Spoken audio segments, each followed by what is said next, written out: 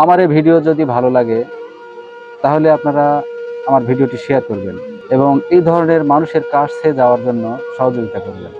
এখন আছে তেঁতুলতলি মোড়, এটা আমাদের মান্দা থানা তেঁতুলতলি মোড়, 12 নম্বর কাশোপাড়া ইউনিয়ন। এই লোকের তো আপনারা চিনেন না? অবশ্যই চিনি, তো হ্যাঁ, আমাদের এনার কি পাশে। অবস্থা বলেন তো? এর অবস্থা জমাজমি বলতেই কিছু নাই। ছেলে মেয়ে, এক ছেলে এক মেয়ে, প্রতিবন্ধী, কোনোভাবে দিন পথ এখানে যাচ্ছে।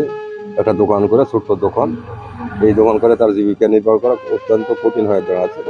তা আপনারা যদি কিছু সহযোগিতা করে, কেউ যদি কিছু সহযোগিতা করে, খুব ভালো হয়। আচ্ছা, কয়েকদিন আগে এই দোকানের একটা ভিডিও দেওয়া ছিল। তো সেই ভিডিওটি দেখার পরে একজন সৌদি প্রবাসী প্রতিষ্ঠাতার সভাপতি মোহাম্মদ আব্দুল মতিন মৃধা, সৌদি আরব প্রবাসী, ইকরা সুন্নাহ ফাউন্ডেশন, তো সে আমাকে খুব জরুরি ভিত্তিতে এই দোকানের যেন কোনো ব্যবস্থা করা হয় সেজন্য আমাকে রিকোয়েস্ট করে। তো যার জন্য আজকে আমি আবার এখানে আসছি। তো আমরা চাচ্ছি যে তার দোকানে কিছু ইনভেস্ট আমরা যদি করে দিই তাহলে তার জন্য ভালো হয় এবং তার পরিবারের জন্য ভালো হয়। সালাম আলাইকুম, ভালো আছেন? দোকানটিতে তেমন কোনো মালামাল নেই। মালামাল বলতে চিপস, পাউরুটি। এমনি এখানে কোন ধরনের জিনিস বেশি চলে? বাকি কম বেশি একই চলে। এই দোকানে এগুলা দোকানে দিলে সেটা চলে, পেঁয়াজ সাবান এগুলো। তো এই দোকান যেহেতু জরাজীর্ণ একটা অবস্থায় আছে এবং এখানে তেমন কোনো মালামালও নেই, তো আমরা চাচ্ছি যে এই অসহায় মানুষটা, যেহেতু একটা রোগী মানুষ, হাঁটতে চলতে পারে না, এখানেই থাকে গত 12-13 দিন কিন্তু এই দোকানের মধ্যেই।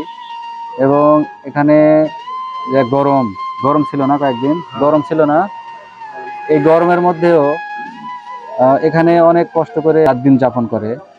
একটা ফ্যান আছে মাথার উপরে কিন্তু সেই ফ্যানটিও নষ্ট।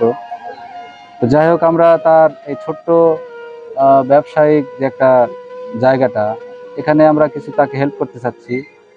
তার একটু মালামাল, তাকে যদি একটু মালামাল কিনে দেওয়া হয় তাহলে তার জন্য ভালো হয়। তো সেই উদ্দেশ্যে আজকে আমরা আসছি। তো আজকে আমরা একটা হিসাব নেব যে দোকানে তার কি পরিমাণ মালামাল লাগবে বা কি কি দিলে ভালো হয়। এখানে যেহেতু একটা লোকাল বাজার, স্থানীয় গ্রামের মধ্যে একটা বাজার, তো এখানের মানুষের চাহিদা অনুযায়ী এবং তার সামর্থ্য অনুযায়ী কোন কোন জিনিস সে বিক্রি করতে পারে বা বিক্রি করে, সেই অনুপাতে আজকে আমরা একটা তালিকা করব। সেই তালিকা অনুযায়ী আগামীকাল আমরা ইনশাল্লাহ আবার এই দোকানটাতে আমরা কিছু মালামাল নিয়ে আসবো। অনেক দরিদ্র, গরিব, অসহায়, অসুস্থ মানুষদের পাশে তিনি দাঁড়িয়েছে। আমার খুব ভালো লাগে, খুবই ভালো লাগে। আপনারা বেশি বেশি শেয়ার করবেন, আপনারা সোহেল ভাইকে সহযোগিতা করবেন, সোহেল ভাই অসহায় গরিবদেরকে সহযোগিতা করবে।